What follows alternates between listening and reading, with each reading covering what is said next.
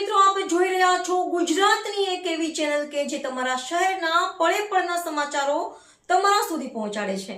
સ્વાગત છે આપનું A1 અભિક્રાઇમ ન્યૂઝમાં. હું છું એન્કર અર્પિતા પટેલ. સોનગઢ નગરપાલિકામાં ખાડી સફાઈને લઈ વિપક્ષની ફરિયાદ બાદ ભોપાળું બહાર આવ્યું. પેટા ખાડી સફાઈના નામે બિલ પાસ કરનાર કોણ? સોનગઢ નગરપાલિકાના વિરોધ પક્ષના સભ્ય બાનુબેન પઠાણના ખાડી સફાઈમાં વેટ અને તગડું બિલ મૂકવા હોવાની આશંકાને લઈને ફરિયાદ કરવામાં આવી હતી, જે સાચી ઠરી હોવાનું સામે આવી રહ્યું છે. બીજી બાજુ વિપક્ષ દ્વારા સોનગઢ નગરપાલિકાના કામોમાં વ્યાપક ભ્રષ્ટાચારને લઈને વિપક્ષના સભ્યો બાનુબેન પઠાણ દ્વારા તમામ કામોની માહિતી મેળવવા માટે માહિતી અધિકારનો સહારો લઈ માહિતી માંગવામાં આવી હતી.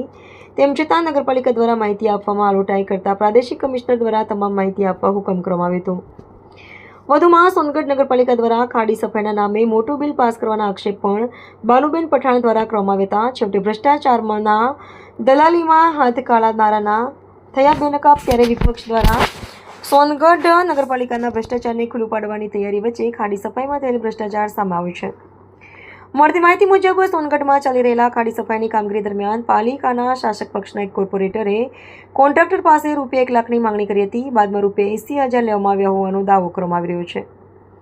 મીડિયા પાસે આ અંગેના પુરાવા હોવાનો પણ દાવો કરવામાં આવ્યો છે. જો આક્ષેપો સાચા સાબિત થાય તો માત્ર એક કોર્પોરેટરનું વર્તન સમગ્ર નગરપાલિકા અને પક્ષની છબીને નુકસાન પહોંચાડી શકે છે.